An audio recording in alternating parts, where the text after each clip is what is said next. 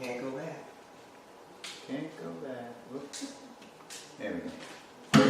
Alright, let's get the lights, camera, action, Versada. Yes, you can eat during the seminar if you promise to pay attention. We have to close the curtains, or we can't. Close the curtain? Is that what we've been doing? No. Can't eat in front of the curtain. Okay, finally, Hare Krishna. Hare Krishna. Welcome back to the penultimate, that means second to last, lesson of the series, lesson 9, fictional Prabhupads. It's 7:44, okay, that's pretty late. But here we are, it's January 19th, it's the anniversary of Yogindra Vandana Prabhu and Maharani Devi Dasi Ki Jai! Woo!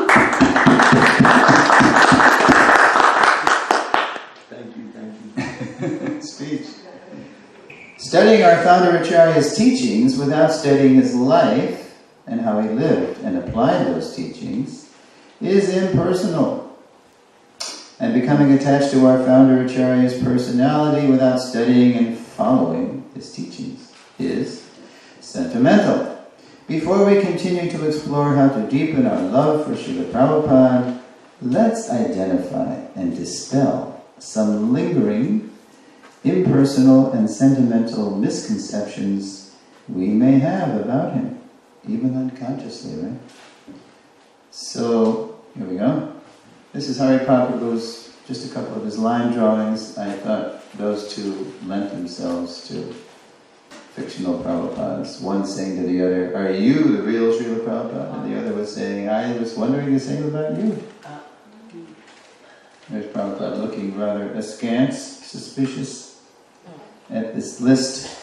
Fictional Prabhupads. Prabhupada drawings face off as, quote, fictional Prabhupads. By fictional we mean illusory, false, or, here's where it gets subtle, incomplete. Because some of these are going to sound true, but then when you go a little deeper, you realize, It's like, what do they say in court? Do you promise to tell the truth, the whole truth, nothing but the truth, so help you God? I do. Because if we just tell part of the truth, then that can be very misleading, right? And then politicians are famous for that.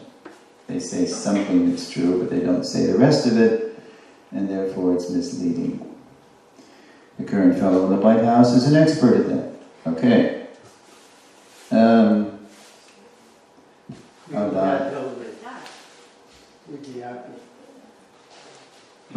Prabhupada is God. Prabhupada is God. We're going to look at that.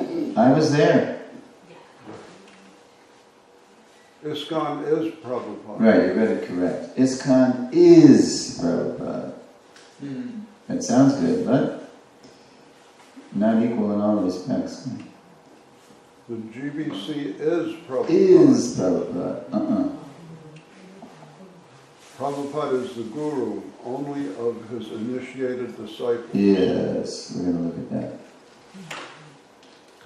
Okay, so, yeah, some are obvious, some are not so obvious. Here we go, there's Prabhupada, again looking rather stern, there's the fiction. Prabhupada is God. That's Prabhupada again at Bhaktivedanta Manor, 1973 summer. And look at that look. I don't know what Prabhupada is looking at, but he doesn't seem very pleased. So, does anybody remember from lesson 1 how Prabhupada introduced the oneness and difference of God and Guru on ISKCON's Janmashtami Day in September 1966? Anybody remember what happened? He said tomorrow we'll have initiations, and then he explained that this means you are to worship me as God. Right. First he said the spiritual master takes charge of the disciple, and the disciple respects the spiritual master as God. Any questions? They were dumbfounded, and so he just left them to kind of stew over that, mull over that, and finally Hayagriva went up for clarification. Prabhupada was pleased with that. Prabhupada said, this means that the spiritual master is God's representative. And Hayagriva said, then he's not God. No, God is God, the spiritual master is his representative. Is that clear? And it was clear. It's like, who's the mayor of Carriere? I think that's unincorporated, isn't it? I think it's Darryl,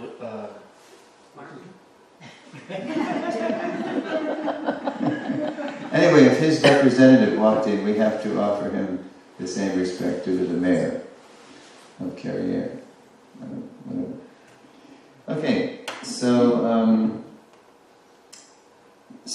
a couple of those people who were in that room in 26 Second Avenue were in 26 when Prabhupada made that dramatic pronouncement. 4 Janmashtamis later, only 4 Janmashtamis later, in August 1970, 4 newly deputed sannyasi disciples of Srila Prabhupada were preaching that Prabhupada was God. Let's look at the fact. There's the fiction, let's read the fact. Okay. Fact. There is only one thing worse than underestimating the Guru, overestimating the Guru. They have said, I am God. Therefore, if I am God, they also can become God. This is impersonalism. Yeah, this was after the fact. This is what happened. So I was a brand new aspiring devotee. I had joined in July. The next month, we drove down from Boston all the way to New Vrindavan. So in a 40 Line van, and we get there exhausted, and finally we're there at New Vrindavan in the old farm, and the van stops right by a white farm fence. I slide open the door. What do I see? A sannyasi jacking a temple president up against the fence, grabbing him by the collar, saying to the TP, Prabhupada is God! And because we haven't understood that, he's left us. Do you understand?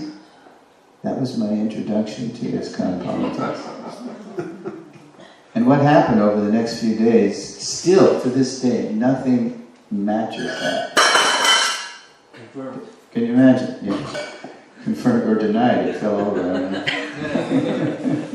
Well, I kicked it. So for the next few days, anyway, I have to go back because these are the very sannyasis that Prabhupada had given sannyas to back in June. Because there was a threat to the movement. It was coming from India. Some envious godbrothers were giving leading disciples in America, coming from some American devotees who were there in India, via them. A minimized, compromised view of Prabhupada.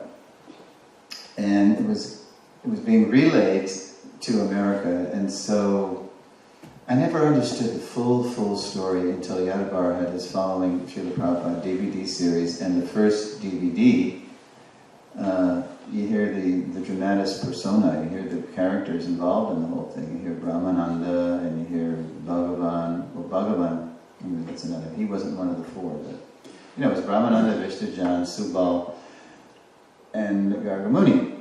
And so they had been getting kind of contaminated by this propaganda coming in from India.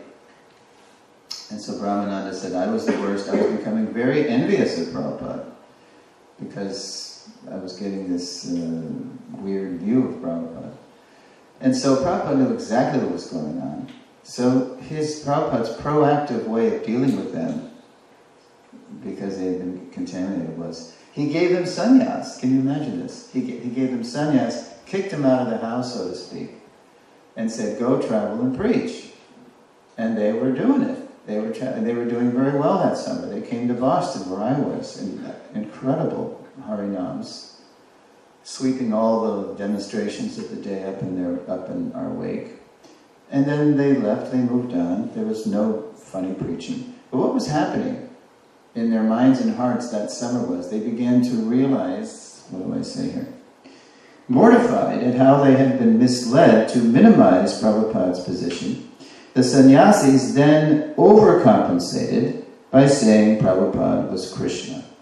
And they were standing on one verse in the Nectar of Devotion. They were pinning their whole view on a verse that now we know what it is. But in Nectar of Devotion, page 59, the original edition, where Krishna says to Uddhava, "My dear Uddhava, know the Acharya to be my very self." They had the oneness, they forgot the difference, right? And now we know, Acharyam mam bhajaniyam. It's a famous verse. Navamanye takarichit. So, Sarvadeva, he's the sum total of all the demigods and all this stuff. So they were pinning their whole thing on that. And then they started debating the GBC, right? And the GBC had just been formed the month before, also. In July, and they had been given sannyas in June. So they weren't buying it. The GBC weren't buying it. But these were powerful people, and they were very respected, beloved. You know, Vishnu Chan, Brahmananda had been was the first TP at 26, Gargamuni. Subal, he was more of an unknown quantity. And so half the devotees were believing it, and half the devotees would have none of it. So I felt like I was walking into a beautiful movement that was being torn in two by an earthquake, you know? So the GBC, this is the first time the GBC even met. They had just been formed by Prabhupada on paper. So they were meeting, and that was their first task to, deal with these sannyasis. They didn't know what to do. So they called Prabhupada, telegrammed him, and this is what your sannyasis are saying. What do you say? Expel them immediately. So, and then you see, after Brahmananda had given his piece, he explained why they had psychologically flip-flopped, right? From minimizing him to overestimating him. And then Bhagavan comes on, because he was the president of Detroit. And so Bhagavan says, "So then the GBC asked me to take them away. So I herded them into my van, and I drove them to Detroit, and I locked them in the attic."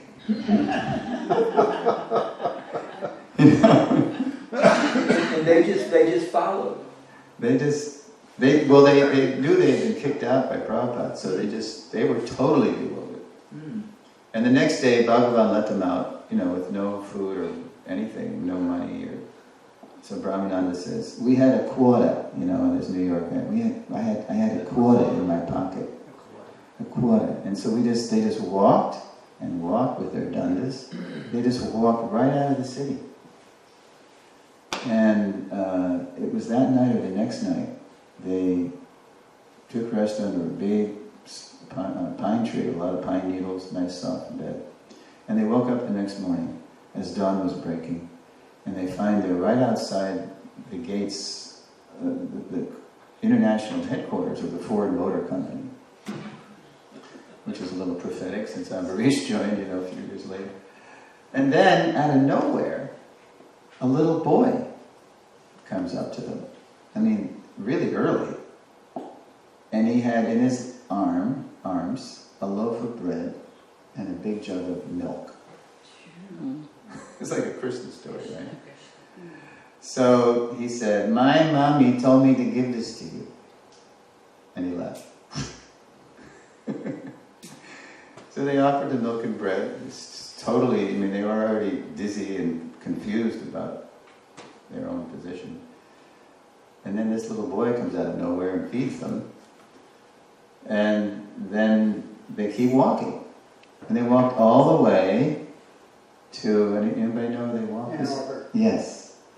That's where Indra they Jumya. made Indra Duma, and if you Yes. go on the internet and put Indra Duma, the silver spoon, you'll hear a great story. Yeah, the silver spoon. Yeah, Prabhupada. So anyway, he met, that's another thing. But anyway, but this is where they got another communique from Prabhupada. So where did they walk to? Ann Arbor, which is a long way.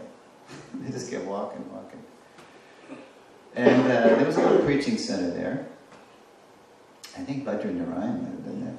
Anyway, so Prabhupada told them that if you want to come back in the association of devotees, you have to split up like real sannyasis, alone with Krishna and Guru and Krishna. And you have to each of you open up a center, recruit devotees, and then we'll reevaluate your position. So they did. Rishajan went to Austin, Gargamuni went to Gainesville, where he started the Plaza program right there. And he chanted and he got donations, and he would go to a hippie's house and cook and then bring it back and repeat it, preach and chant. And that was the beginning of the Plaza program. Still going. Yeah, still going. So developed. And then Brahmananda went to Miami. I always thought Subal went to Santa Fe, but I'm not sure about that now. Lost the mic. All of a sudden it sounds like the mic's not on. Oh, no, I'm probably... I thought Brahmananda went to Tallahassee. Well, he did, but then he ended up in Miami, actually. That's where he really... Yeah. But you can fact check me on that. That's fair. No, if you do, then so that's how I learn. Sometimes I refine my facts. Okay, so here we go. So, yeah, they were overestimating the Guru. The Guru he's not omniscient, he's not, sometimes people think the Guru is omniscient. No, he knows everything that Krishna thinks he needs to know. Just like in 26 2nd Avenue, the hippies from Millbrook, New York, Illyri's commune, the LSD, the League for Spiritual Discovery, came and they asked him, does the Guru know everything? And in that case, Prabhupada said yes, but he didn't clarify it. He knows everything because he knows Krishna. He knows where everything's coming from. So then one guy said, well, if you know everything, how many windows are there in the Empire State Building? So Prabhupada answered by saying, how many drops of water are there in a mirage? In other words, what's the use of that question? And what's the use if somebody did know? Okay, so Prabhupada is God. It's fiction. He's not God. But he is Sakshat Hari Tvena. He's not Sakshat Hari. He's not directly God, but we sing it every morning, right? Or you do, and I'm always up too late. I'm determined to come on time before I leave to sing Mangalarti. I'm still on Tucson time. We'll just wait for you to come. No, don't do that. I'll be waiting for Godot. All right. What was I saying? Oh, Sakshat Hari. The spiritual master is to be honored as much as the Supreme Lord because he is the most confidential servitor of the Lord, not that he is the Lord. Right? Sakshat Hari Tvena. Okay. Next fiction.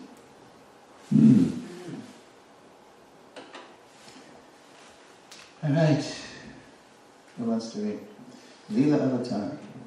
Fiction is Prabhupada. Fiction. ISKCON. ISKCON is Prabhupada. Is Prabhupada. Right? Sounds good. Prabhupada even said, well, now we're going to show you the facts, and it's not, see, it's tricky. It's tricky because, anyway, let's do it. Since Srila Prabhupada, okay, let's just read that. Okay, read the fact. Fact. You are all my limbs of my body. Unless you cooperate, my life will be useless. The senses and life are correlative. Without life, the senses cannot act, and without sense, life is inactive. You can't have one without the other, right? And Prabhupada, so that was recorded. That's why I put that up there, because there's a record of it. Prabhupada also said, I say that because there's so many ear witnesses to this, ISKCON is my body, right? Okay, so since Srila Prabhupada has called us the limbs of his body, that means his unique spirit is our life and soul. While ISKCON is certainly Srila Prabhupada's energy, he created it to preach all over the world. As its creator, Prabhupada retains his own identity. As Srila Prabhupada once explained to a group of UK university students, these weren't even his disciples, this was just some students who dropped by the manor. Yeah. Prabhupada said to them, quote, "Suppose if I say, I am everything in this, my institution. Does it mean I have lost my personality? No, no. If somebody says that Bhaktivedanta Swami is everything, does it mean I have lost my personality? That's a material understanding. So, ISKCON is Prabhupada, is fictional because it is incomplete. It's like we say, Krishna is everything. He's the floor, he's the sky, he's the... But it's a Chintabheda Veda. Does that mean we worship the floor? Krishna is everything, but everything is in Krishna. Purnameva Vashishyate. Even though so many complete units emanate from him, he remains the complete balance. So that's the sublime insight of Sri Chaitanya Mahaprabhu. So oneness, okay, what do we say here? As the founder of Acharya, Srila Prabhupada is the life and soul of ISKCON. Yet everything in ISKCON doesn't equal Prabhupada. Oneness without difference is impersonal and incomplete. It's like the Advaitavadis, they get the oneness of everything. Or you might meet somebody in some New Ager. Yeah, it's all energy, man, it's all connected, but they don't honor where it's all coming from, who was more than the sum of his parts. 1 + 1 = 1, 1 - 1 = 1. Prabhupada said that's spiritual arithmetic. In the next slide, we'll look at a similar subtle fiction. Alright, there's the other one I was seeing. I believe, this is the profile of a young Jayapataka Maharaj. That's my... Is there enough clue there for you to tell? I mean, it makes sense that he'd be on the walk in Mayapur, but is that... I mean, he's very... I don't think so. No? I don't think that was a short. Maybe I was saying Shrutakirti's ear there in his profile. Yeah, what do you think, Mahalakshmi? Shrutakirti... Long chin. Looks like his chin is... Yeah, I think it is. I think it is too.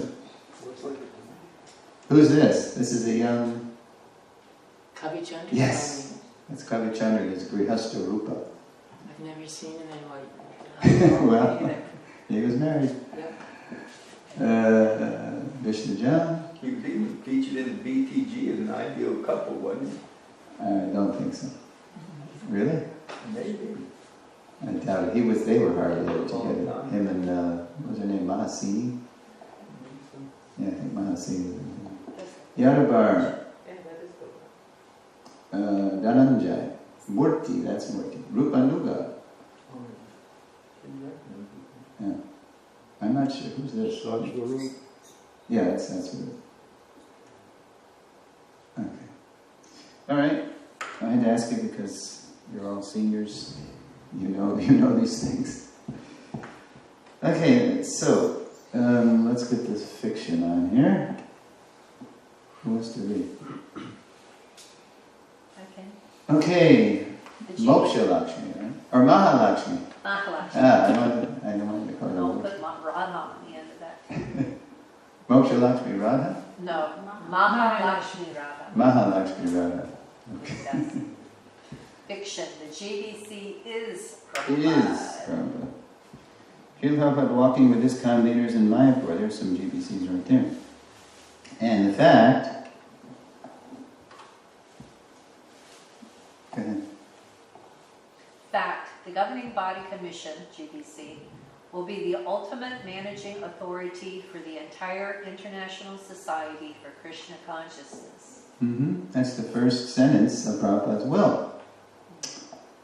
Okay, now it took the GBC about 36 years to explain how they understood that, to put out a position paper. In 2013, they explained UMA, Ultimate Managing Authority.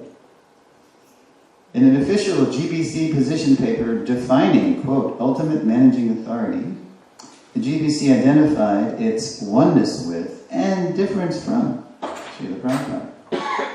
Quote, when we use the word, this is GBC's own words now, when we use the word authority in the context of the managerial structure, we do not mean an absolute infallible authority, such as the authority of Scripture, but the mandate to organize the preaching movement so that it is aligned with the instructions of Srila Prabhupada.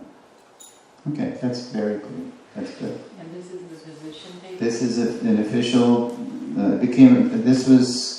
first it was a position paper, and then in 2013 or 14 it was accepted as, ISKCON law. It was passed. Alright, so, and then there's some background here. I'll give a little. Although Srila Prabhupada did not have faith in any one GBC member, following the vision of Srila Bhakti Vinod and Srila Bhakti Siddhanta, Srila Prabhupada did have faith in the GBC body, the collective intelligence and sincerity of the devotees, provided they acted, here's the key word, cooperatively to carry out his instructions.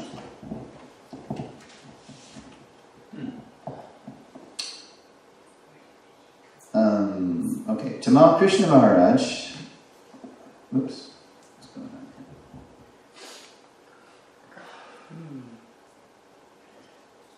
here? Okay, here's how Srila Prabhupada explained that point, that he had faith in the body and not in any one person.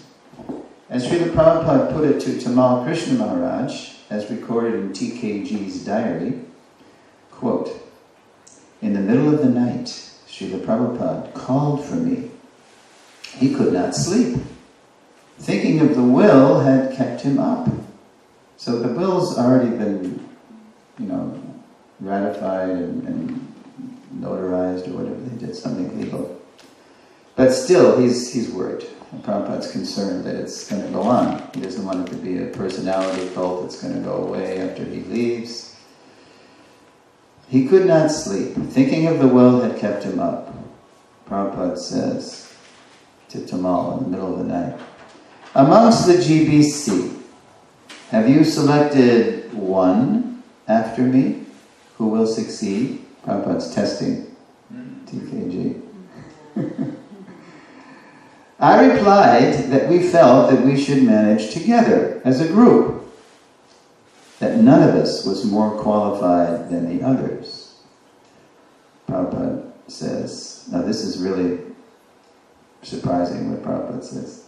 Yes, each of you can be Acharya of your zone. It was Prabhupada himself who conceived of the zonal Acharya system. Now, but he didn't, well, this is what I said. Although it was Srila Prabhupada himself who gave us the, quote, zonal Acharya system, the zonal Acharya nightmare that followed after his disappearance was evidence that we did not really understand the crucial distinction between an Acharya and a founder Acharya. During that dark night of ISKCON's soul, 1980s, competing, quote, Acharyas were threatening the integrity of the entire Hare Krishna movement. It was fragmenting around personalities. And they were very competitive, not in a good way, but it became very, fragmented.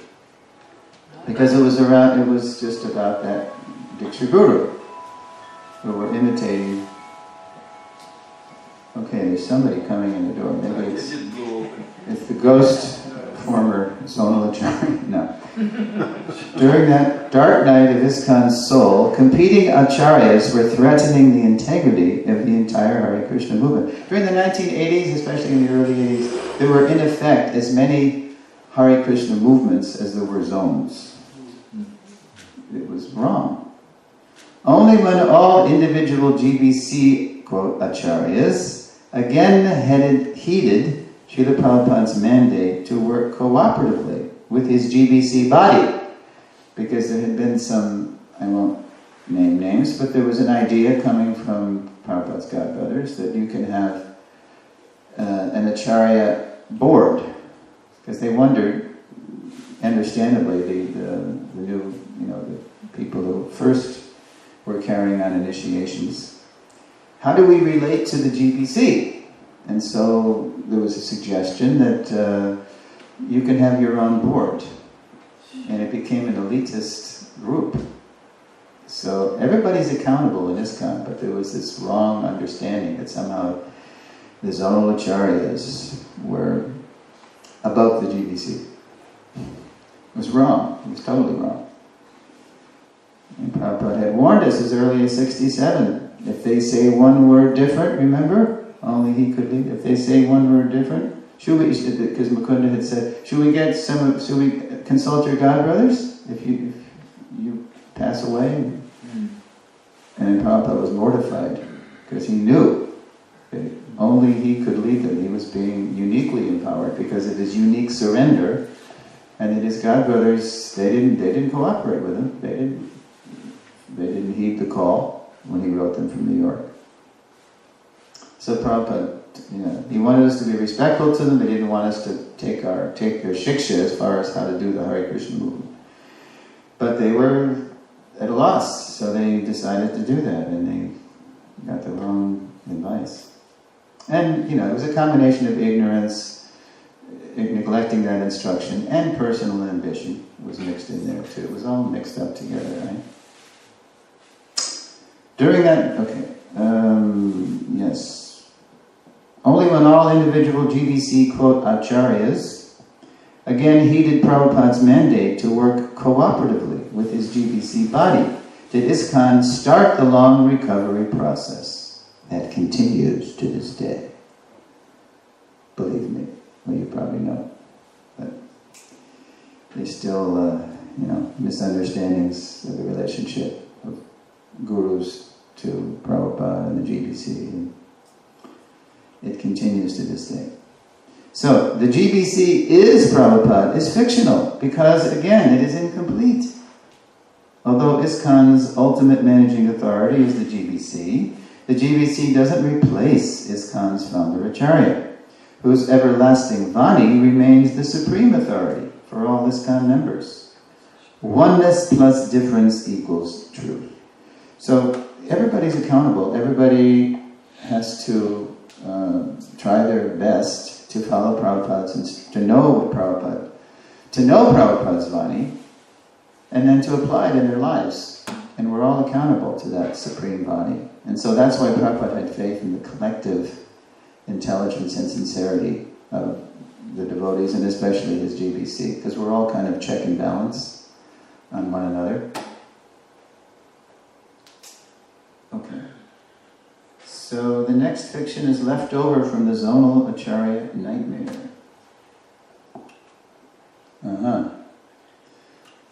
Okay, who wants to be? Krishna Acharya. Acharya, I always say Acharya. You're a zonal Acharya. It's okay. Fiction. Prabhupada is the guru only of his initiated disciples. There's that. I think that's the second time I used that famous shot. Let's look at the fact. Go ahead. Fact. Srila Prabhupada is the foundational Shiksha Guru of all ISKCON devotees because he has realized and presented the teachings of the provision of a previous acharyas of the Bala Madhava Madhva Gaudiya Sampradaya. Appropriately for the modern age. For the modern age. That's the first of what would be several founder Acharya statements by the GBC. Notice, it's 1994. They've sufficiently recovered from the zonal Acharya era that they're ready to come out and say Prabhupada's everybody's foundational Shiksha Guru. Now, that was passed in March 94.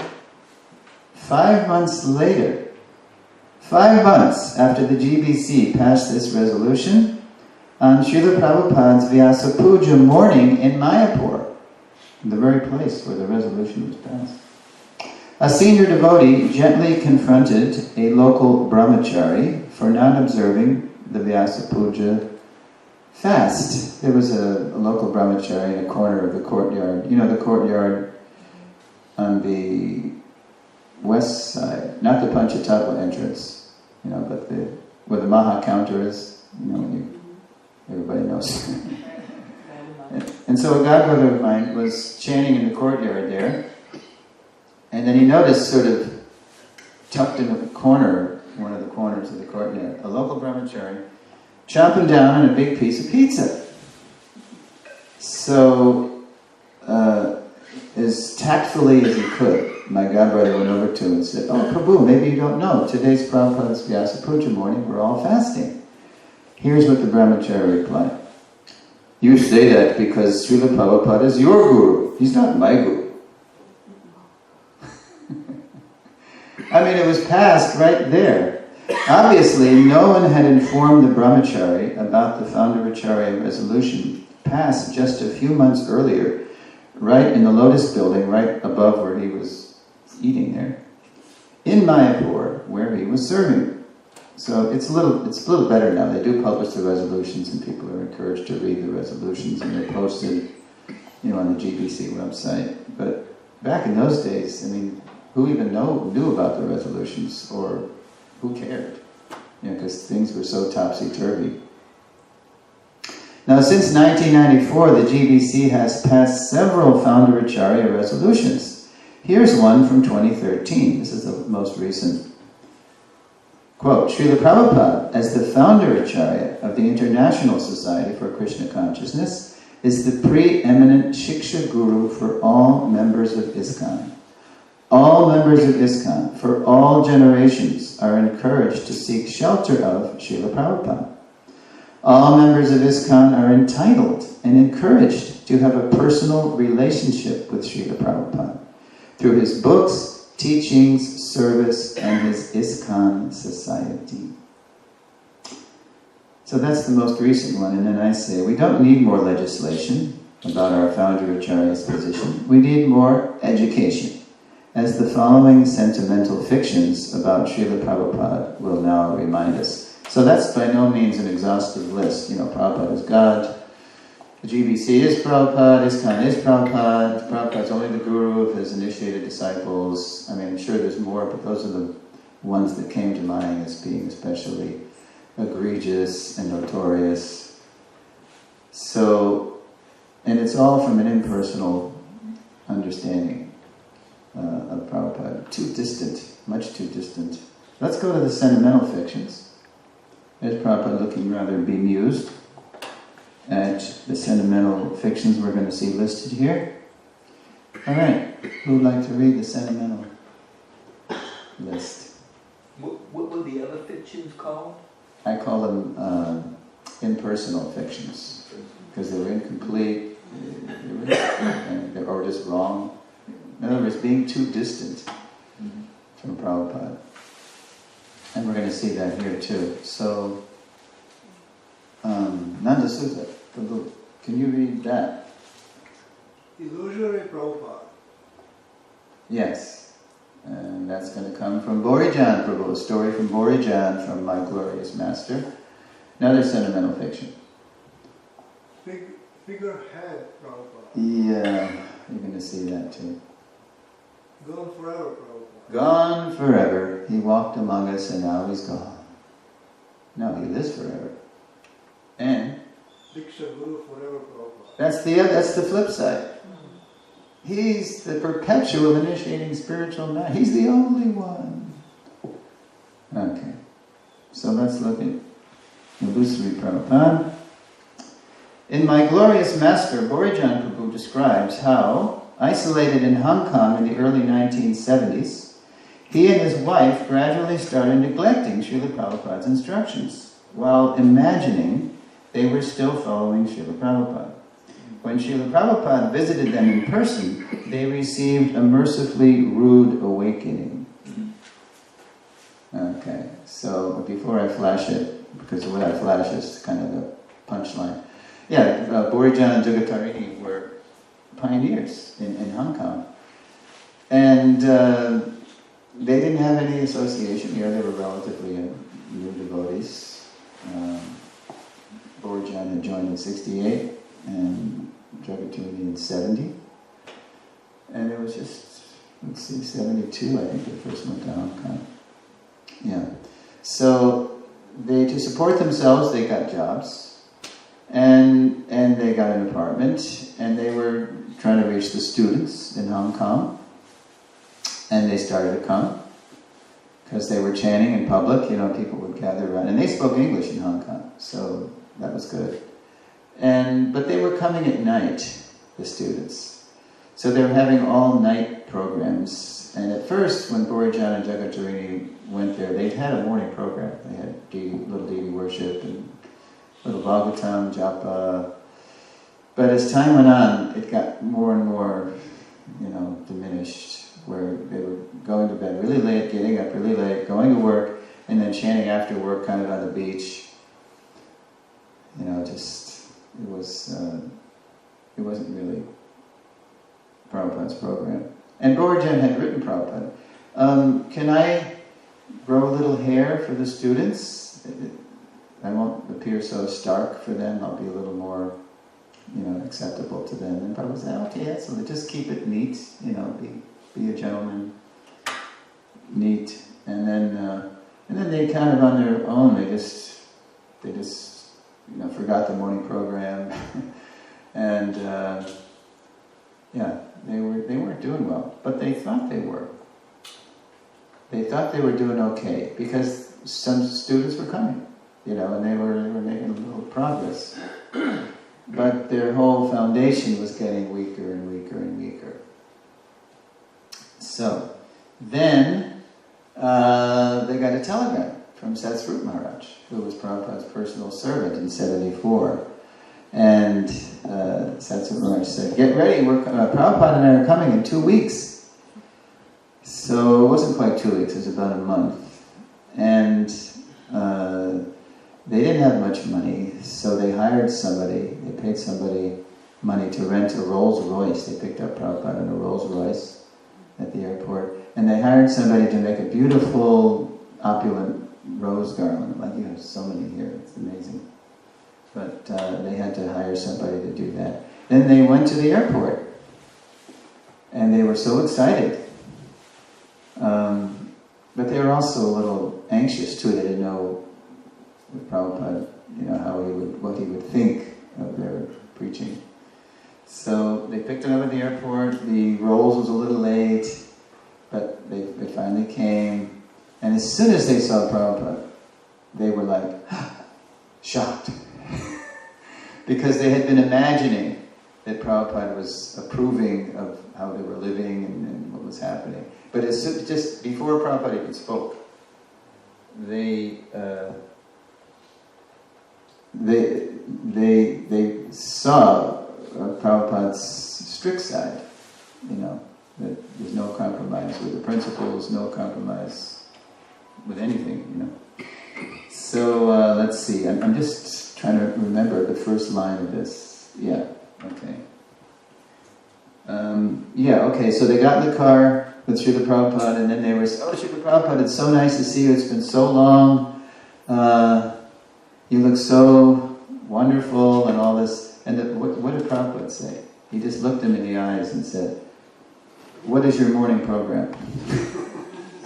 That's Prabhupada, He always knew where his disciples were at. Oh, well, Srila Prabhupada, the students come late, and so we have to stay up late, and then we get up late, and then we have to go to work, and then Prabhupada just cut them off. Whose disciples are you? Wow. And so here's where Borijan comes in. Whose disciples are you? You know my instructions. So somebody read. Gokul. Okay. You got it. I had been imagining a Prabhupada that allowed a compromise of purity and Krishna consciousness practices. When I was suddenly confronted by the real Prabhupada, the illusory Prabhupada dissolved like mist after sunrise. Prabhupada, as he himself said, was 90% liberal, but that other 10% was strict. Mm-hmm. What did Prabhupada say? I'm 90% liberal, you know? It's interesting. When Prabhupada first flew to San Francisco, the reporters asked Ginsberg, who was there, "Who's this?" "Oh, this is Bhaktivedanta Swami. He's an authentic sannyasi, a renunciate from India." Of course, the Swami is very conservative, and that appeared in the paper. And then they read that article, and Prabhupada stopped the devotee. "Conservative? Why, I'm 90% liberal." He came. You're not supposed to, sadhus aren't supposed to cross the ocean if they want to keep themselves, protected and pure. Prabhupada was willing to associate with us. And if you've read the Lilamrita, you know how much Prabhupada had to tolerate. 90% liberal. But why did Ginsberg say he was conservative? Because of the regulative principles. The regulative principles.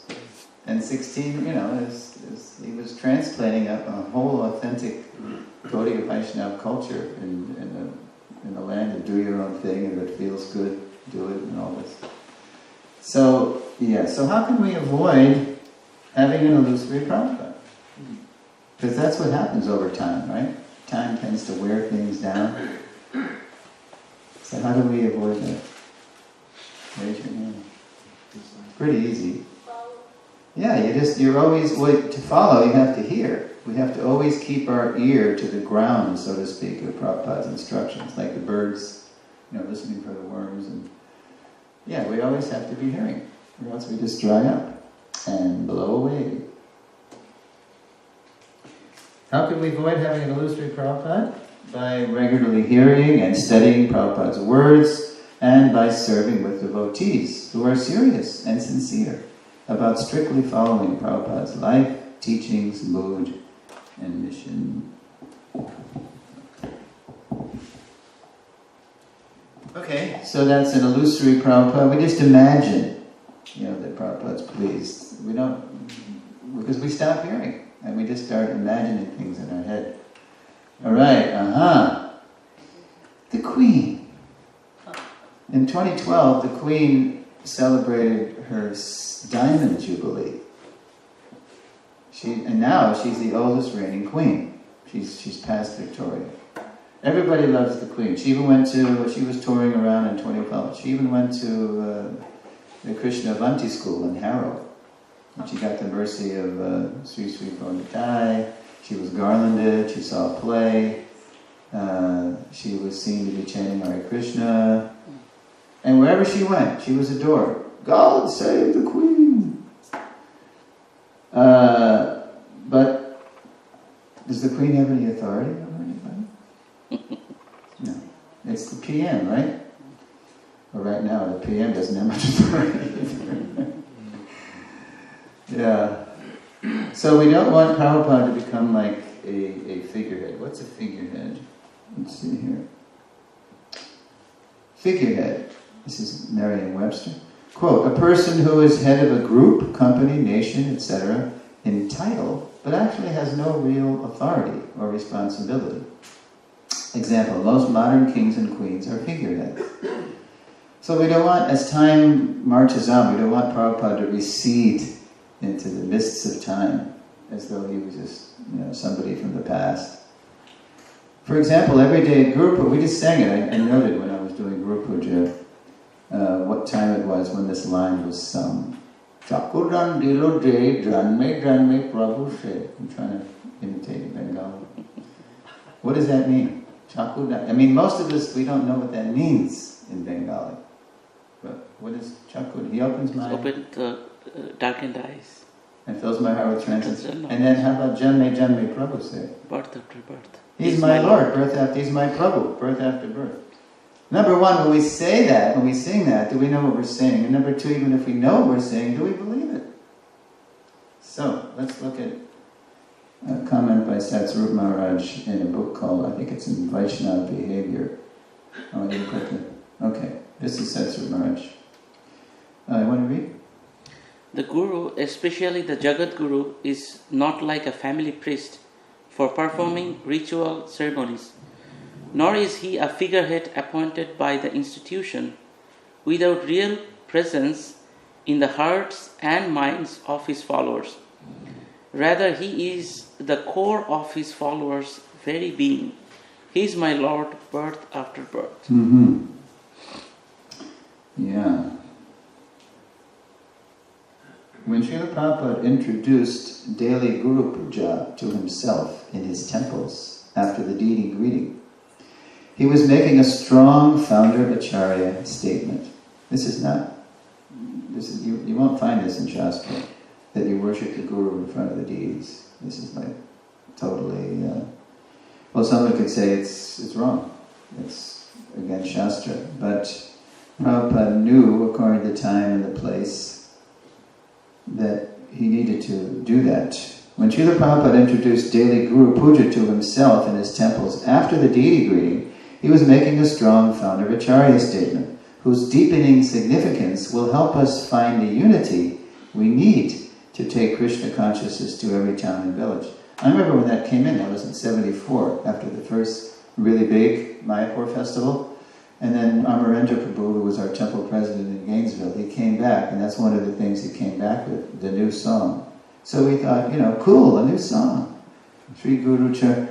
It was another addition to the morning program. But now as time goes on, we're realizing more and more why Prabhupada did that. Because for all generations, we all have to find that, as I say, core identity, core relationship with the founder Acharya. Daily Guru Puja. How can we keep Srila Prabhupada from becoming a mere figurehead whose authority fades with the passage of time?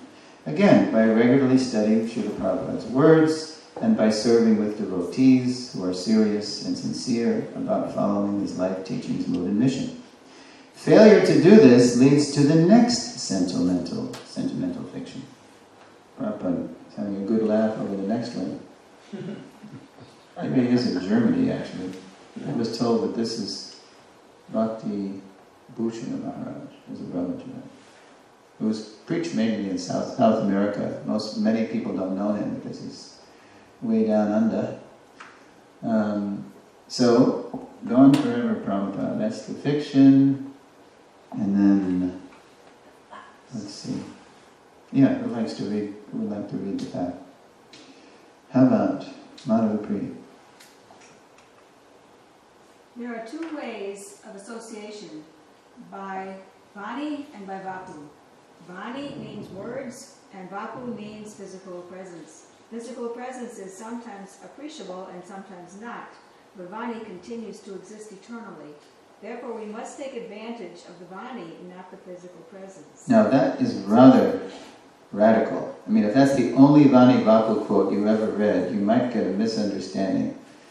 Because there's other quotes that balance this, like, quote, this is a letter to Tushta Krishna, 14 December 75. It almost sounds like the Vapu was not important. So, but Prabhupada wrote, to quote, to carry out the teachings of the Guru is more important than to worship the form, but none of them should be neglected. Form is called Vapu and teachings is called Vani. Both should be worshipped.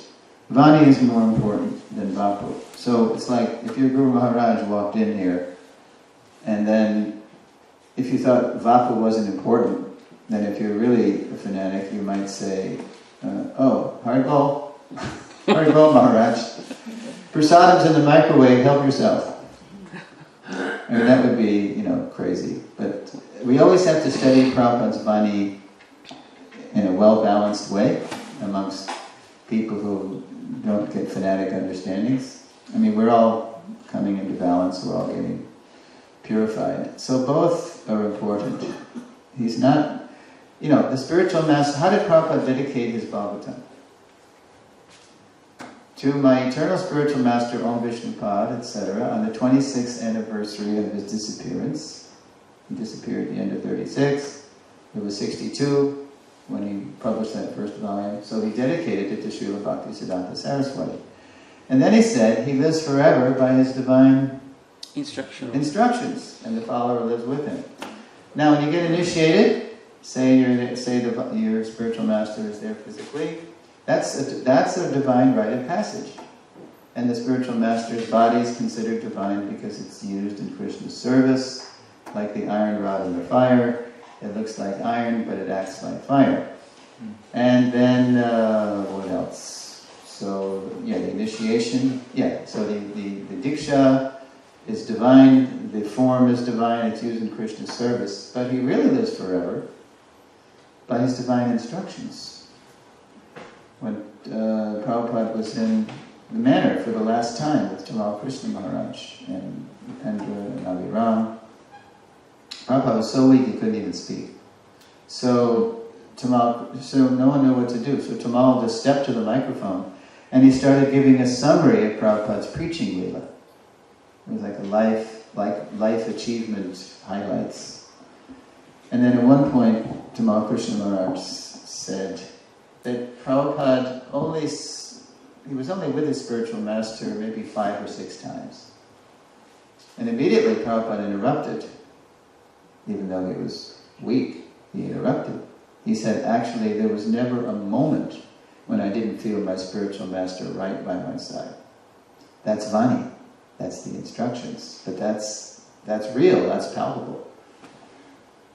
So, he lives forever. I remember that book by Satsuma Maharaj, He Lives Forever. Yeah, that's how he lives forever.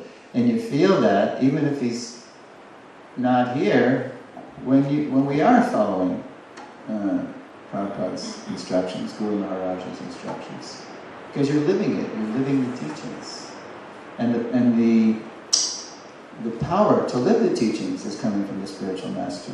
So what do we say when somebody, oh Prabhu, you cooked this so nicely, oh Prabhu, you gave such a nice seminar, oh you made such a nice garland, oh it's really great how you're out there in the fields doing this and that.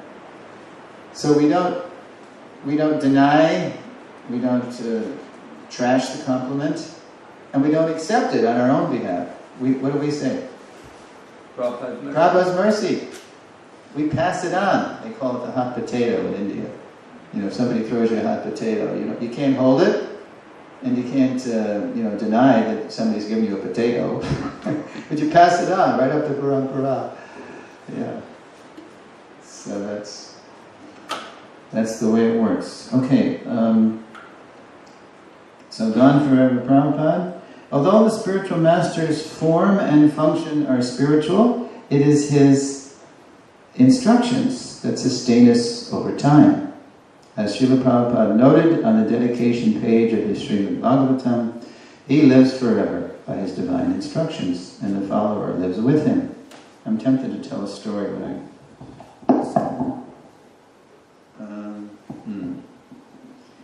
Well, if we have time, remind me to tell a story about when I realized Vani, more important than Prabhu. It was a very dramatic moment.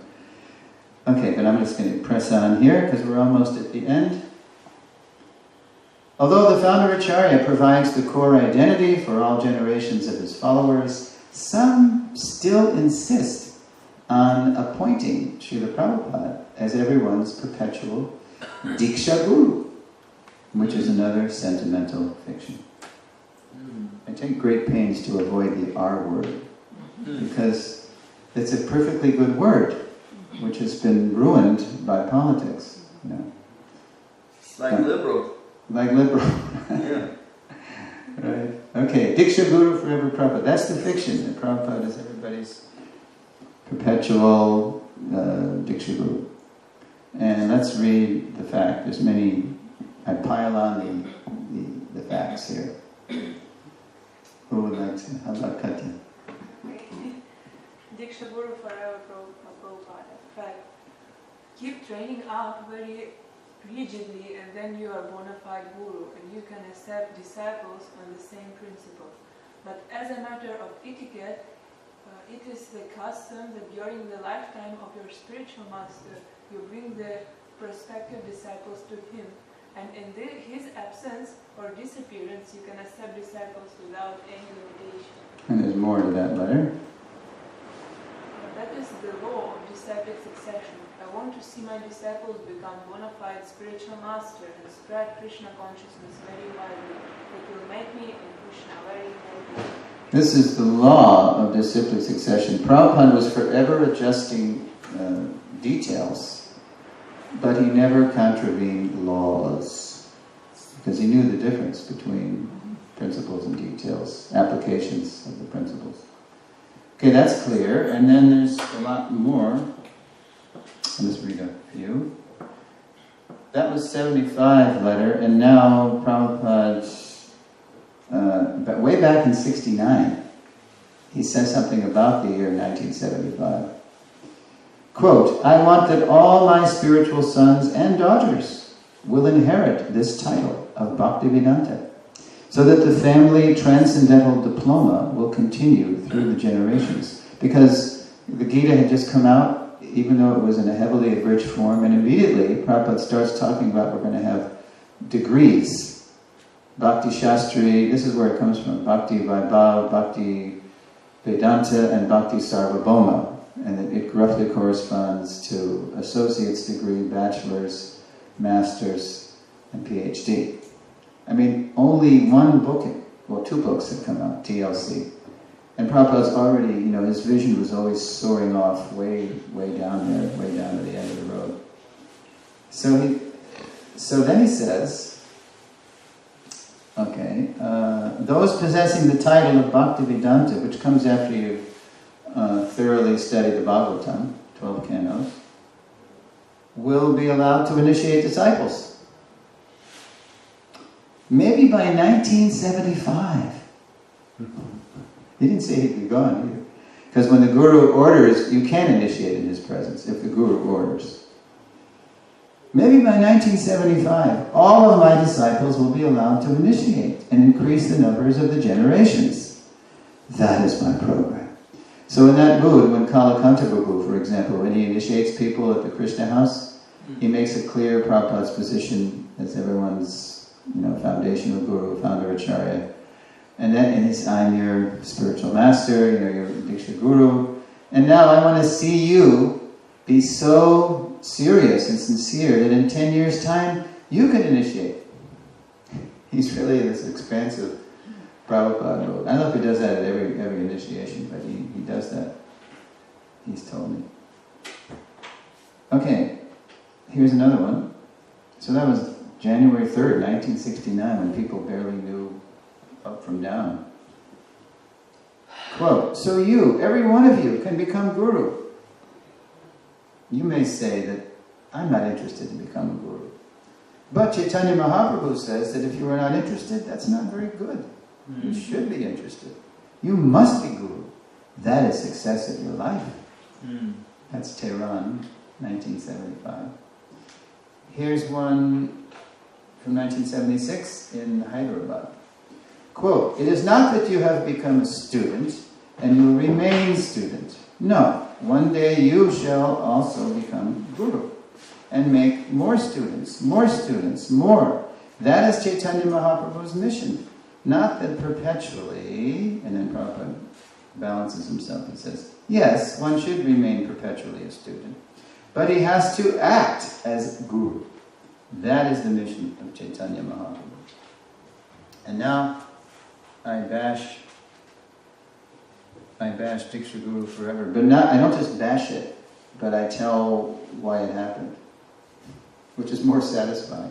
Because Diksha Guru forever is a sentimental fiction that we created. It's a monster we created, just like Dr. Frankenstein created Frankenstein's monster. So, we created. To be frank, what spawned this last sentimental fiction, Diksha Guru Forever Prabhupada, was gross imitation of our founder Acharya during ISKCON's zonal Acharya era. The hard lesson from those dark days is the founder Acharya provides the core identity and foundational relationship for all generations of his followers. No need to sentimentally and illegally appoint His Divine Grace as everyone's perpetual Diksha Guru. Blessed are all of Prabhupada's disciplic descendants who already have him as their foundational guru. And blessed are the gurus who enrich, enhance, and deepen that relationship. To this day, we have this Srila Prabhupada tributes book. You've seen it? You get it here? What's the one online?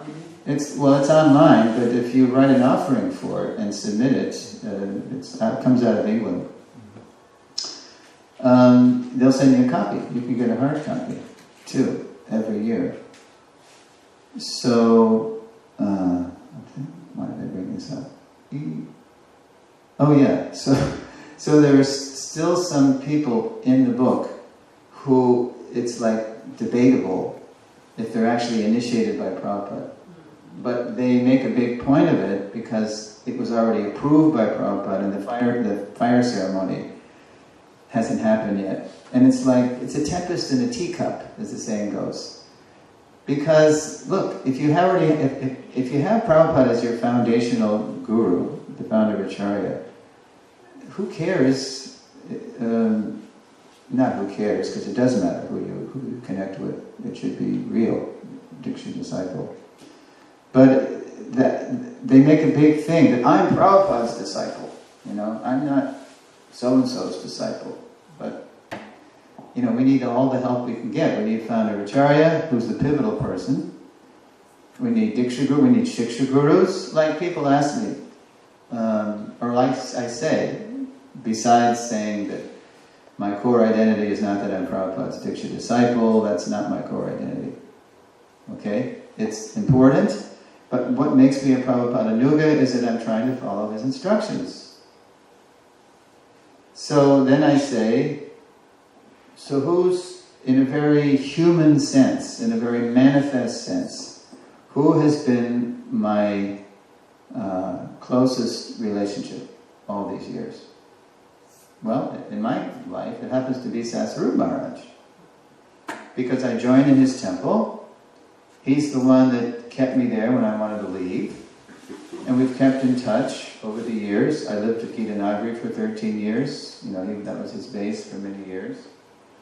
And why is, in a very human way, am I closest to him? Because the only meaning of our relationship is that he's enriching my relationship with Srila Prabhupada. That's, when we get together, that's what we do. We discuss Srila Prabhupada. So everyone needs that. Everyone needs that. But the basis of it is the founder Acharya. So, and let's see. Yeah, I don't know if this really fits in with how I realize Vani is more important than Vapu's story. But let me go to this last slide. To close, we'll listen to Srila Prabhupada reveal the mood of a genuine spiritual master toward his disciples. And if we knew this, if we had heard this, probably we wouldn't have had to go through what we went through in the 1980s. But that was Krishna's arrangement. We had to learn the hard way. So here is Prabhupada in Vrindavan in October 1972. He's giving those famous Nectar Devotion lectures. And at one point, while speaking, he reveals the mood of a bona fide spiritual master. Alright, here it is. Oop. Okay, there they are. There's the scene. And, 23rd October. Prabhupada lectured, and sometimes it varied. Sometimes in the morning, afternoon, evening. So this might be the morning. Anyway, here's Prabhupada revealing the mood of a bona fide guru. A spiritual master takes his devout disciples as his spiritual master. That is the position. He thinks that Krishna has sent me so many spiritual masters. He does not think himself as spiritual master. He thinks himself their servant, because they are to be trained. Krishna has appointed him to train them. Therefore, he thinks himself as the servant of the disciple. This is the position. That's the mood of the Uttamadhikari. He thinks he's a servant even when he's the master. It's like it's a divine paradox, isn't it? It's inconceivable. So if after Prabhupada left, if that was the mood of everybody initiating, then, what do I say here? Full absorption in Prabhupada's life, teachings, mood, and mission, including lines like this, is the best prevention and the best cure for all kinds of fictional Prabhupadas. Okay. Lesson outcomes. By the end of the lesson, students will be able to identify and dispel impersonal fictions about Srila Prabhupada. Let's see if we still remember. Impersonal fictions. Prabhupada is God. ISKCON is Prabhupada. The GBC is Prabhupada. Prabhupada is the spiritual master only of his Initiated disciples. When every year in Mayapur, in the fall, when I'm there, I'm not there now in the fall, but I used to be there for many months. They have Prabhupada's disappearance day, and then we have it in Prabhupada's Samadhi, and then what do? As part of the observance, they sit us kind of endangered species down, the Prabhupada direct disciples, to tell our Prabhupada memories or something. Now, I was really into this. I was really on my horse in those days, even more than now, about, don't call me a Prabhupada disciple. It makes the whole thing casteism and sectarian. So I stood up when they passed the mic to me, and I just stood up and I paid obeisances to that big brass murti in the Samadhi, and I just started walking around the room like this, because who's in the audience? All the people who never saw Prabhupada. And I just went around and I said, now, Prabhus, don't tell me anymore that you can't imagine what the Hare Krishna movement's going to be like when the last Prabhupada disciple has left. Don't tell me that. Is this only our job to be absorbed in Prabhupada's life, teachings, mood, and mission? This is every generation has to inherit this, because that's everybody's core identity. Or else how is it going to go on? How's the whole thing? It's going to be lost in time. And they're like, you mean I'm a Prabhupada disciple too? Yeah, in the essential sense of disciple. Disciple literally goes back and means follower. So if we all want to be Prabhupada people, we just have to be absorbed in Prabhupada's life, teachings, mood, and mission. Otherwise it gets very sectarian. Although it does come in handy. I'll tell you when there's a big long line for prasadam. Right? You pull the Prabhupada disciple card. Right? And you walk in. I'm a Prabhupada disciple. Prabhupada Shishya. But that's just a joke. Anyway. Okay. Identify and dispel sentimental fictions about Srila Prabhupada. We had illusory Prabhupada, figurehead Prabhupada. What was the other one? Gone forever. Oh, gone forever. Yeah, gone forever. And then, Diksha Guru forever. Right? That's complete. Illusory. Okay, again, why would I want Prabhupada as my Diksha Guru if I already have him as my founder Acharya? Why? Because that's the emphasis has been in ISKCON for so long. It's just, that's your main identity, your Diksha Guru.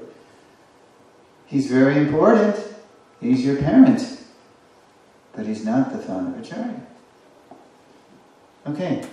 And within God families, there will be many, many different kinds of relationships. For example, that lady in the story I told, who after 17 years, she took Diksha from somebody, finally.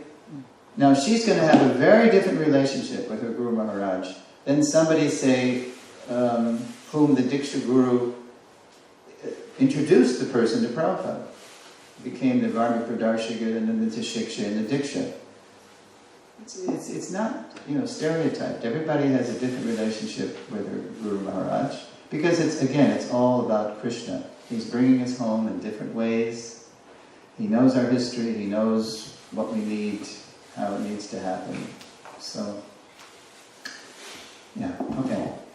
And then finally, we identify the mood of a true master toward his disciples. He thinks they're his servant. He thinks he's their servant. The original servant leader. Okay, transition. Unencumbered by impersonal and sentimental notions about our founder Acharya, Srila Prabhupada, we are now ready to cultivate our own unique, authentic relationship with him as his eternal loving servant. I chose that slide because I find this image particularly endearing in terms of expression and gesture. Prabhupada's very inviting, very encouraging. So this is where it all rounds up tomorrow. Okay, I'm going to sit down.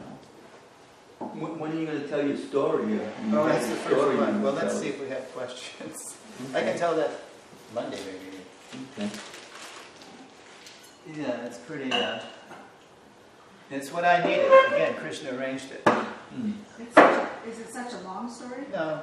I mean, it can be, depending on how I tell it. Don't tell it too long, but tell it. But I want to see if you have any questions first. Okay, got it. Yeah, I didn't quite understand this, the point that Prabhupada is more than ISKCON. So can you explain how exactly he is more than ISKCON? It's like what he said in lesson 2. Was it lesson? No, 3. Remember he made that analogy to Krishna. Just as Krishna knows every nook and cranny of his creation, so founder of Acharya, he knows ISKCON. Because he's more, because it's where ISKCON came from. If you just say he's ISKCON and leave it at that, just one, then you're forgetting the person. He becomes an energy, or it's all energy. That's what the Advaitas say, the impersonalists say. We have to know how the person who created ISKCON, how he applied all these teachings in his own life and in our lives, because it can be confusing, right? You get diametric, different applications. You wonder, why did Prabhupada say that? Why did he do that? He said this, it looks like the opposite. But it's all about personalizing the instructions. Yes. ISKCON is his body, but we're not the body.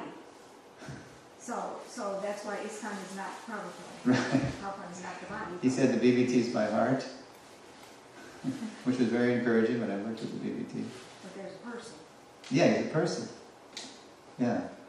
But it's a divine body because it has a divine purpose. It's not a material body, ISKCON. Oh, unless it gets so whacked out that it gets divorced from the spirit. When, like that story they tell about when the Prabhupada's shoes went missing from the palace. You know that story? No. You don't know this? No. Oh, it's really good. I'll get to you. Okay, so it's the darkest of the darkness time in New Vrindavan. They've been excommunicated from ISKCON for going off the deep end.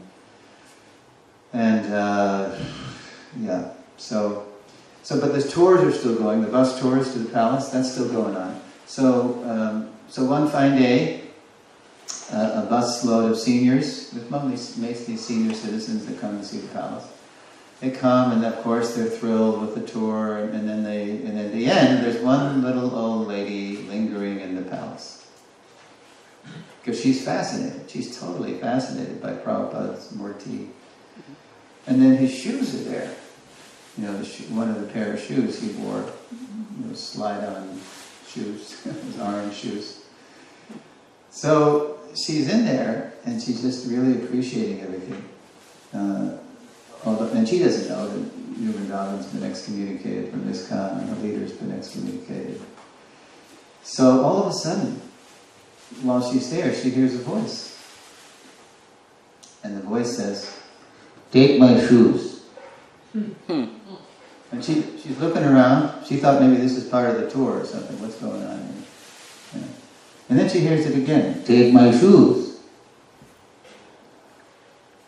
And then she realizes the voice is coming from the Murti.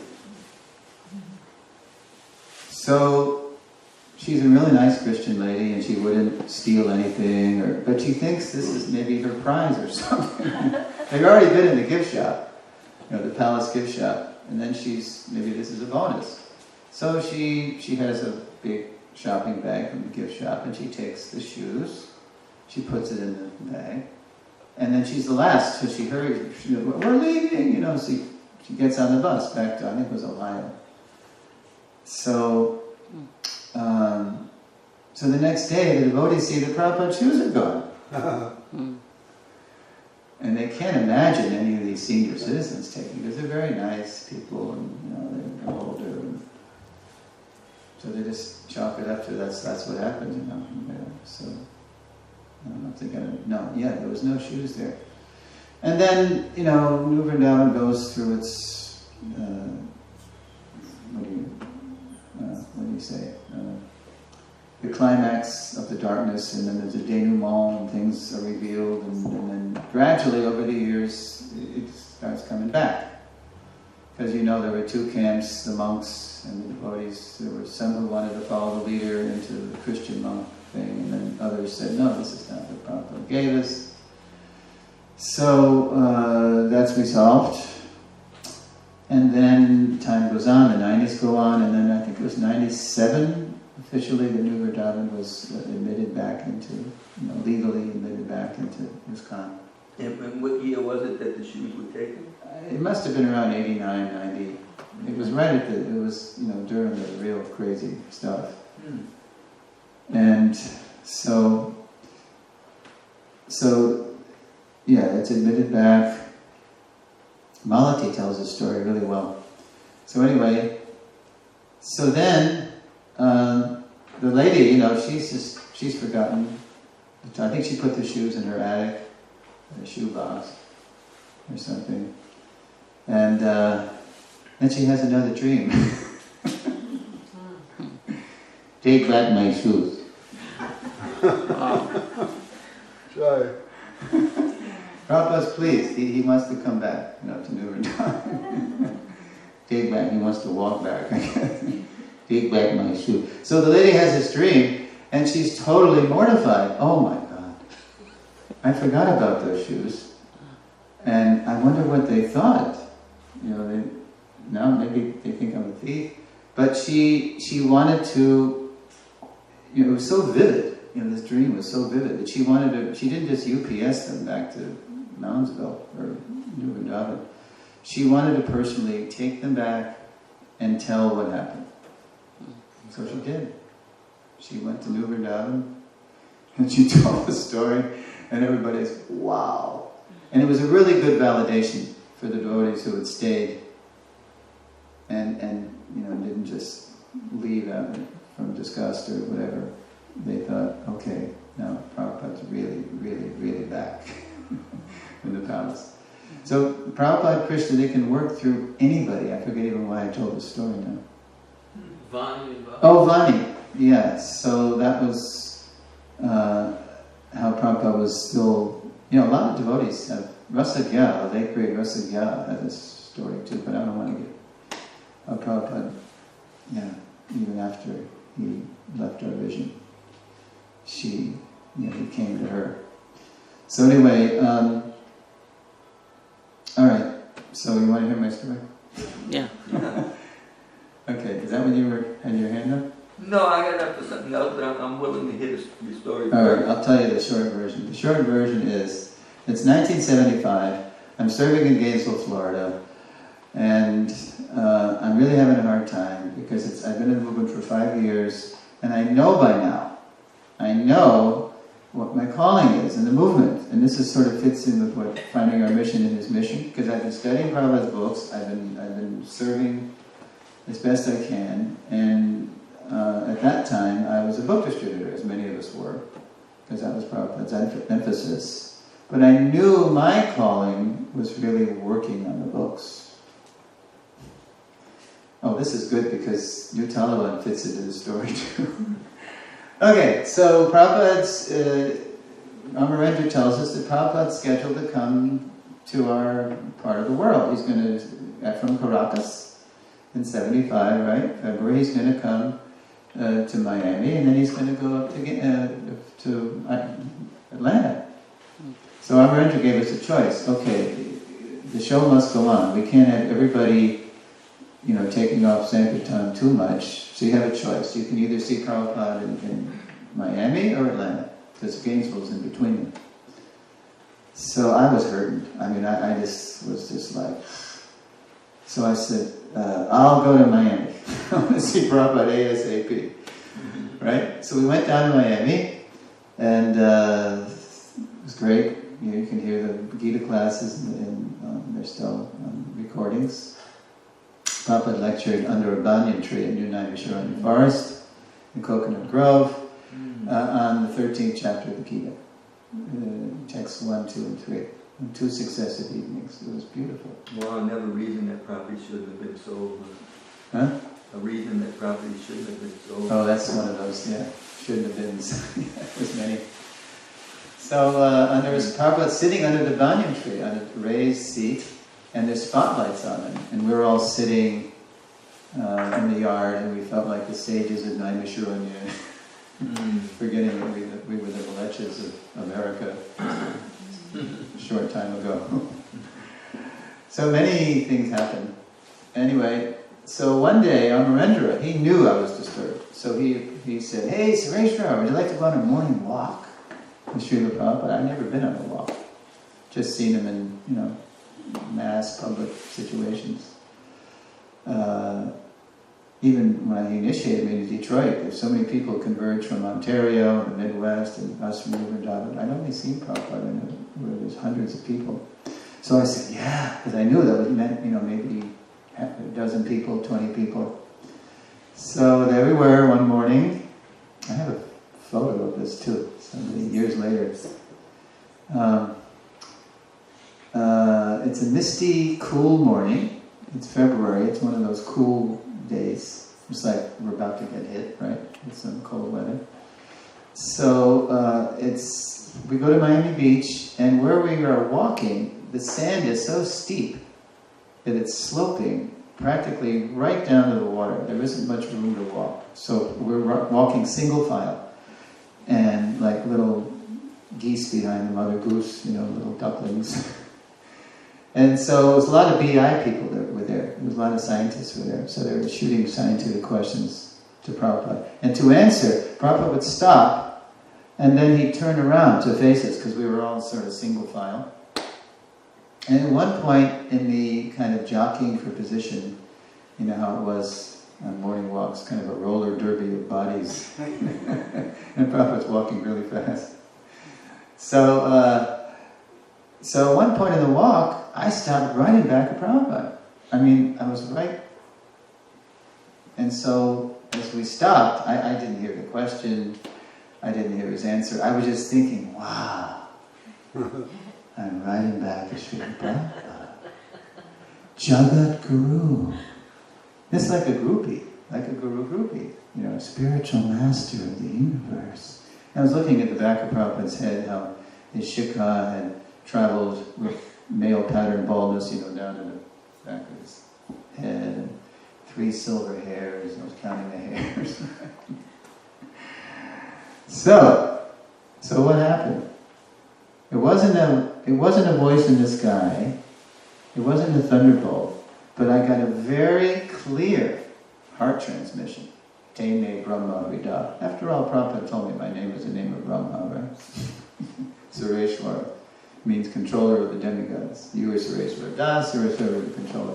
But anyway, I got a real heart transmission from Krishna. And it was just appropriate. He was answering my mood, my mentality. And the message was, yes, you are right in back of Srila Prabhupada's head. But you, my friend, are unlimited light years away from Srila Prabhupada. You're nowhere near him. You're not hearing him. You're just relating to his elderly Bengali sadhu, tan, golden brown skin. What's that? And so, interesting, my response to that heart transmission, I've never had anything before or since like that. That it was very clear, internal voice. So in rapid succession, I was like, oh my God, I'm nowhere near Prabhupada. And and this is my first time, on a morning walk. I thought I was going to be intimate with Prabhupada. I'm nowhere near him. And then in the next instant, I became ecstatically happy. Because I realized that, yes, it's true what Prabhupada always said, and the devotees say, that the Vani, the vibration, is more important than the Vapu. You're going to hear it, or than the, did I say it right? It's more than, yeah. You're going to hear Prabhupada say those words right in the next lesson. I have the recording. To Rukmini, when she got initiated. You're going to hear that. So I became totally ecstatic as I realized that someday, as I follow his eternal vibration, I can follow that right out of this world, right to his lotus feet, and then everybody has that opportunity. It's not just Shrudakirti and Paramhamsa who were traveling with him at the time. And that was kind of my inoculation to, what happened. Everybody has their story where they were. And so as devastating as it was when Prabhupada did leave our vision, I felt, as Bharadraj so poetically put it, because he was there in the room in Vrindavan, he said, and then Prabhupada, he left and entered all of our hearts. You know how Bharadraj talks, he's very intimate, kind of whispers, very artistic. Yeah, that's how it was. As soon as I heard the news, and I felt, now it's manifest, now it's obvious. We all have equal access to Srila Prabhupada. So that was, that's true. And I'll tell you, because what's that, 25 plus 19 now, 43 years later, I really do feel closer to Prabhupada than I did when I was a Burfi-chugging brahmachari in total anxiety, because it was all I could do to follow the regs and chant 16 rounds and just totally out of control. I really feel closer to him. And he keeps showing me how to do this better. So, do you have any, let's see, fictional Prabhupads? Any doubts about the fictions?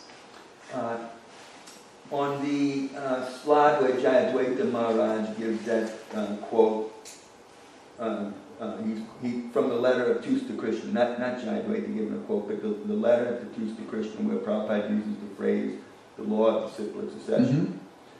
So I just wanted to make the point, if I remember right, I'm not sure if I remember right, in the debate with the R people back, I don't know, sometime in the 80s, I guess it was, Jayadvaita Maharaj, if I'm not mistaken, he quoted that phrase, but not from the letter, he quoted it from Prabhupada's books. Okay, that would be even more powerful. Yeah, but would you remember exactly where it is in the book? But it was from a purport. Yeah, now that you're saying this, I do remember something. Jayadvaita later wrote, in the 90s, he wrote a nice essay called Where the Ritviks are wrong and where they're right. Yeah, I remember that. Yeah, because they saw the abuse, but they didn't know the proper use. And then Dhruta Karma took that same phrase and wrote a paper called Law of Disciplic Succession. Okay. I'm pretty sure. Maybe, that sounds like Dhruva, but he would have gotten it from the books, yeah. Yeah. Laws are laws. This is why I always say, not only do we have to become students of Prabhupada's written word, but very often Prabhupada did lay down the law, but always did. But in the spoken word, in the recorded Prabhupada, morning walks, room conversations, you get a lot of application of the law, how to apply the law in your individual lives. So they complement each other. So it's really important to become students of the whole Vani.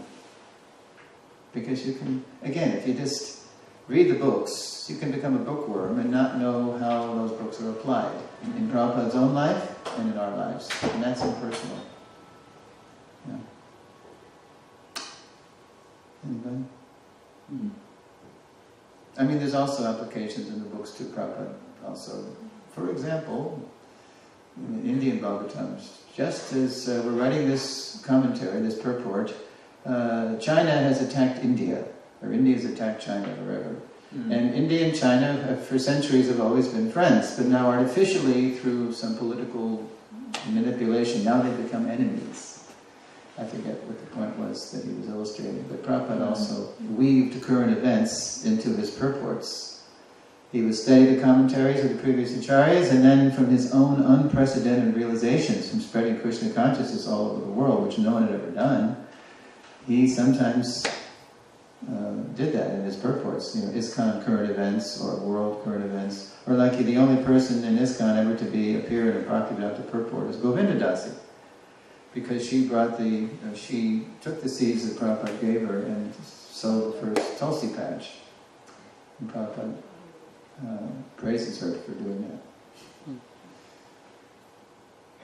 So, yeah, both written and spoken, really. And that's, come on, it's unlimited. Who can know?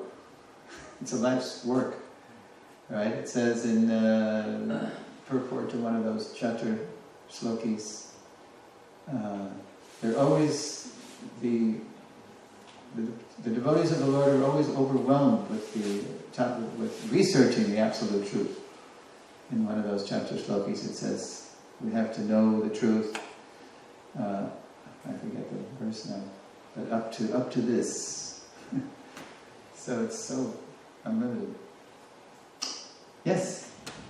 Could you tell a little bit more about how Burijan's lesson, what happened after? I mean, Prabhupada did kind of shut it down when he said, so how's the morning program? Can you tell a little bit You mean more the Hong Kong Center? About what happened later? When he came? No, weren't you saying that Burijan Prabhu and his wife were pretty successful with some preaching? They had some late-night programs. Yeah. So how did it end up after? But Prabhupada knew, as he knew with the roadshow, and as he knew with the Ingawa dress party, but the way they were doing it wasn't sustainable, because they were becoming influenced. Their sadhana was not good, it was getting weak. And when the sadhana gets weak, that's what protects us from adopting the materialistic mentality. And then pretty soon something else will go. That's how Maya works. She just chips away. Right? It's okay, Prabhupada understands. And you're having trouble with this principle, that's okay. Look at the students are coming, You guys, without really taking, as Bhakti Tirtha Maharaj used to say, without taking inventory on yourself, then your attitude's going to get sour, your taste for the name's going to get sour, and you need it all. We need those 5 things. Remember those 5 things Rupa Goswami said, without which you become nutritionally deficient? Deity worship, association of devotees, chanting of the holy name, reading Srimad Bhagavatam, living in a sacred place. So we can easily become infected again. Where sometimes Prabhupada would call his ISKCON Sangha a hospital. There's a diet, and there's medicine. So if we start fudging on that, then we're tiny. We're known by our company. Sangha sanjayate kama. As we sangha, as we associate, so we come, so we desire. So we need each other. We need Prabhupada's program to blaze in Krishna consciousness. Otherwise, the spark goes out eventually. So did they stay in Hong Kong, or? Well, things changed. They went to Australia, where Burijan saw Prabhupada in Australia, and Burijan said in his book, because it's like, it's a biography kind of, with Prabhupada at the center of it. He was selling, so they had darshan with Prabhupada in Melbourne. I think that's where Jan was from, Jagat Tarini, she was an actress, if you know her story. So Prabhupada says, so what are you doing? Because they were householders living outside, and so Burijan, kind of embarrassed, says, well, I'm selling tapestries, Prabhupada, I'm selling rugs. And then Prabhupada sees his mood, he said, no, that's okay, you got to do something. In other words, you're That's part of the Grihastha ashram. You got to support it, right? So as long as you're keeping sadhana. Yeah, and then then Bhurijan and Jagatariti landed in Gita Nagari. That's where I first met them. That was great. Yeah. Okay. So can Krishna consciousness and can devotees be strong if they're not, like I know in one case, like a lot of God brothers that live in New Orleans and God sisters, they don't go to the morning program. They live outside, but they have nightly, it's always someone's birthday or whatever, but they make Krishna in the center and it's all about bhajans and prasadam. So somehow they seem real happy doing all that, but since they all live away from the temple, there's like 1 or 2 people at the New Orleans morning program. So how is that? But they have a lot of Bengalis there, don't they? Yeah. So how is that? Don't they go to the morning program? Bengali? Most of them don't live at They temple. may have they may do a thing at their homes or something, but I don't know. So how they seem fired up. They seem happy to associate with each other and the chanting, and they have prasadam. That seems to be their program, evening things. In the Bengalis, you mean? So it seems almost kind of like the example you gave, where Prabhupada shut it down, but then they wouldn't be able to do, they don't even serve prasadam until like 9 o'clock with their things. So people don't go to Mangal Arti and then there's no japa, like the whole, there's no Prabhupada sadhana, like the Prabhupada Brahma Muhurta. That's the ideal. And but you do what you can. So Prabhupada always said, Palena parachiyate, you have to judge a thing by its results. So over time, if people, stay fired up and chant Hare Krishna, keep their vows, chant their rounds, follow the principles, then maybe that's their lifestyle for now. Like when Prabhupada was a householder, he told Hari Shauri how he chanted 16 rounds. Do you remember from the diaries? 4, 4, 4, 4, 4, 4, 4. He must have eaten 4 times, right? He never ate until he chanted 4 rounds. I guess he had 4 meals. Because that was the regs for the householders. If you were initiated and you were full-time, doing business, your quota was 16. That's where 16 ultimately came from Prabhupada, settling on 16. Because that was Bhaktisiddhanta's Prabhupada. But didn't he give an initiation? Was it him or was the Gaudiya Math members, different members, started doing it where they initiate and they give you only 4 rounds? You mean later on in ISKCON's time? I don't know when, but I've heard that Gaudiya Math initiation, for first initiation is 4 rounds. All I know is if we try to adjust 16, we do so at our own peril. Because that's not Prabhupada Sangha, that's not his prescription for us. But anything is, do what you can do, right? But in terms of getting the full measure of Prabhupada's mercy, that's something we ideally do before initiation, right? Oh, do 1 round, that's great, Do 4, And enough of Prabhupada's mercy came through in Katya's case that she was chanting 16, even though there was some funny philosophical understanding amongst the people. Anyway. So your question ultimately was, is this right, or is this bona fide, or is this... Judge by the result. If people are actually fired up personally, it has to be... Before you can outreach, you have to in-reach, right? Take inventory, Bhakti Tirtha Maharaj always said. Then, when you're feeling inspired and strong, then you can share with others. The real thing. It won't be something strange. Okay, Andrew. I was just going to say, it's also that Bhurijan, Prabhu, and Chikachuni they were starting a center. And these devotees are just practicing on their own. They've already been there and stuff. But I just wanted to tell you one story about my grandson.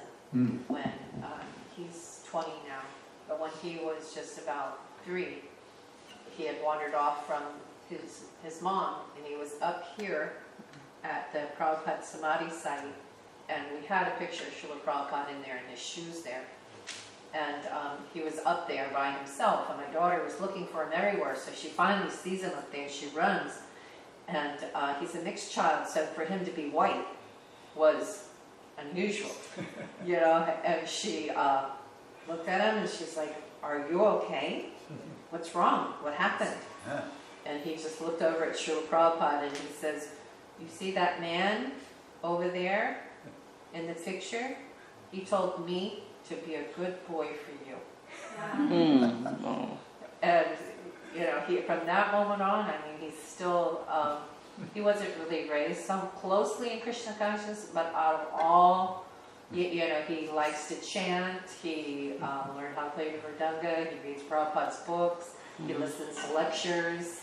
You know, he's so attached to Srila Prabhupada because he had that connection. Yeah. This is just a little more. You got Prabhupada's mercy. I forgot to tell you that how New Talavana figured out the Vani Bapu. It didn't. That happened later. What happened was, eventually, I did leave Gainesville during Brahma Muhurta, during Mangalarti, when no one was there because they were all at Mangalarti, and I hitchhiked to the BBT, even though nobody authorized me. And for 2 weeks during the Christmas marathon, I lay low here, digging ditches for Nityananda during the Christmas marathon. And this is 75 December. I left Gainesville December 12th, snuck out. It was freezing. At the marquee on the bank marquee, it said 28 degrees. It was freezing. What ditches did you dig? I don't know. Where was? I don't know. I don't know, but I ain't going to work on Nityananda's farm no more. Somebody saw me. So, yeah, that was, and then it took me a whole month to get to LA. Wow. Yeah. And then they wouldn't look at me. Because Mr. N, he called up the general manager at the BBT around Bob and said, "Hey, I got a guy here, says he wants to work for you people." And he left the temple, you know, in Gainesville. He wanted to keep me here to dig ditches.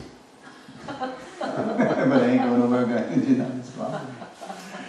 And I got to they let me take a proofreader test, and which I flunked, and they said, "That's okay, everybody flunks. Go find Akshovya, he'll teach you how to index." So the rest is history. I got to index 20 books and learn while I earned. You know, Prabhupada was still translating, and then Prabhupada left, and then reprints. And it was good. It was one of the best moves I ever made. Not recommended, you know. Ordinarily do things whimsically, independently, but sometimes only you and Prabhupada know. And you got to do what you got to do. Yes. A couple of things. One is also in 1975, I got into a fight with Nityananda at the New Orleans Temple, and I hitchhiked to Los Angeles. You too, huh? Yeah, to see Prabhupada for the Rath Yatra in San Francisco that year. Yeah. You did the right thing. And then I hitchhiked back here to see when Prabhupada came here. Oh, yes. Wow, that's good. But what I wanted to say was, concerning the New Orleans Temple, 90% of those people at the night programs, they don't live at the temple. They all live somewhere else. So the 10% that live in the temple, they have to carry on the deity worship the next morning. So there are only a few people that live in the temple, right? Yeah, between the temple and the house next door. House next door people, they rent to those devotees who are also working independent jobs. Yeah. The few devotees that live in the temple are generally the ones maintaining the deity and doing the morning program and dressing the deities. It's, a classic result of us not really having a Varnashram movement. A lot of temples became palaces of yesteryear. And so, but they have a vital role to play in the constellation of initiatives Prabhupada envisioned. City temple, college preaching, prasadam, reading room, Varnashram college, farm, it's coming. It's going to happen. But it's not surprising because who we are and the way things went historically. It was practically inevitable what happened in the 80s. Immature people all of a sudden being worshipped as good as God. I mean, So we're getting it. Takes generations. Okay, we better knock off, and then tomorrow we're going to have your Srila Prabhupada. Okay. There's Satsumaj, yeah, the Prabhupada, deplaning in Geneva, and there's Guru Garanga. Okay, Srila Prabhupada, ki jai.